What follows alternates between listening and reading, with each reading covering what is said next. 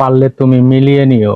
আমার মতো ধৈর্য নিয়ে কেউ তোমাকে কোনোদিন ভালোবাসবে না। পৃথিবীর মানুষগুলো কেমন জানে, উদ্দেশ্য ছাড়া কেউ কারো কাছে আসে না, আর স্বার্থ ছাড়া কেউ কারো পাশে থাকে না। মনে রাখবেন, আল্লাহ তাকেই দিতে দেরি করেন যার চাওয়াটা আল্লাহ পছন্দ করেন। ধৈর্য ধরুন, সফলতার মুখ একদিন খুঁজে পাবেন। লাখ টাকা দিয়ে নূপুর বানিয়েও তার স্থান হলো পায়ে, আর সুতার টুপি 10 টাকা হলেও তার স্থান কিন্তু মাথায়, কারণ এটা নবীর সুন্নত। আলহামদুলিল্লাহ। সময় খারাপ যাওয়াটাও আল্লাহর একটা নিয়ামত।